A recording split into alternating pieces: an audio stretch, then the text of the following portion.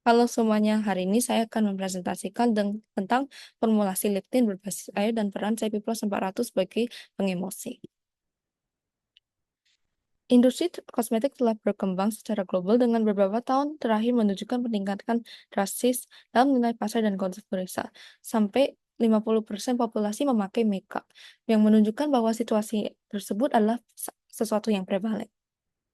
Namun, seiring dengan meningkatnya permintaan akan produk kosmetik, terutama lip tint yang alami dan ramah lingkungan, kebutuhan untuk menemukan alternatif yang sesuai untuk pengemosian tradisional yang digunakan dalam lip tint menjadi semakin penting.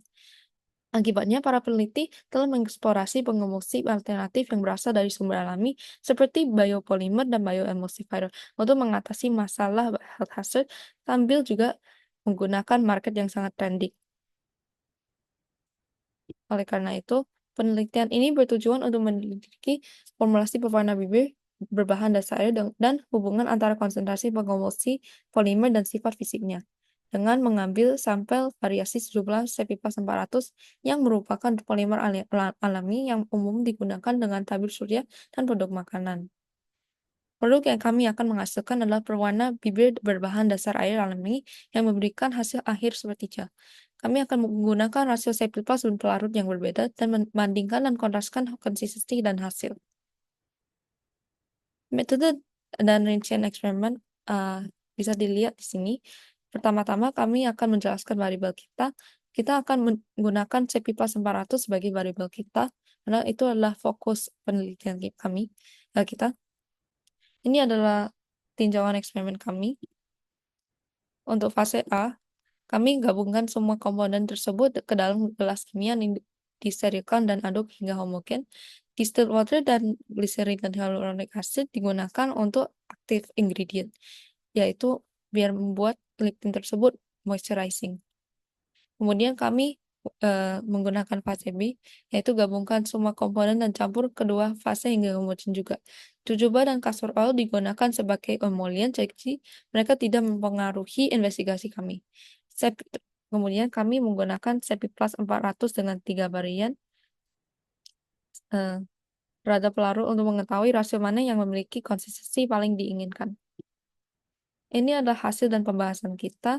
Segmentasi gambar uji yang akan ditunjukkan diperoleh menggunakan mikroskop laboratorium. Untuk uji pertama, kami melihat di dalam gambarnya ada bintik-bintik warna dan juga tetesan air yang lumayan besar. Hal ini menunjukkan bahwa penambahan CP+400 pada konsentrasi ini tidak mencukupi untuk menstabilkan formulasi secara efektif. Akibatnya, formulasi ini dapat menunjukkan masalah dengan konsistensi dan kinerja. Di trial uji kedua, dengan 3:20 rasio, ini menunjukkan kinerja yang lebih baik dibandingkan uji awal yang dibuktikan dengan ukuran tetesan airnya yang lebih kecil. Namun, masih terdapat ukuran nanoemulsi yang lebih besar dan sedikit tetesan warna. Untuk uji ketiga, kami memiliki komposisi yang paling seragam. Ini menunjukkan pusat beberapa partikel yang rapat namun halus, yang menunjukkan stabilitas tinggi antara kombinasi minyak dan air. Kami juga melihat karakterisasi dan teksturnya. Untuk trial pertama, kami melihat banyak pengumpulan minyak dan ketika kami membuat aplikasi sangat keras dan juga berminyak. Untuk trial kedua, gabungan dan air lebih sedikit, tapi masih ada kumpulan minyak yang menunjukkan bahwa kombinasi minyak dengan air belum terlalu stabil.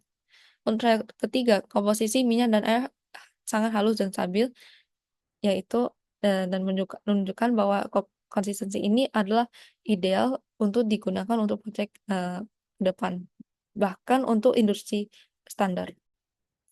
Kesimpulan dan saran kita adalah rasio 1:5, 0,20 Cepi+400 ke 1 gram solvent memiliki konsistensi terbaik dan dapat dijadikan referensi untuk proyek mendatang.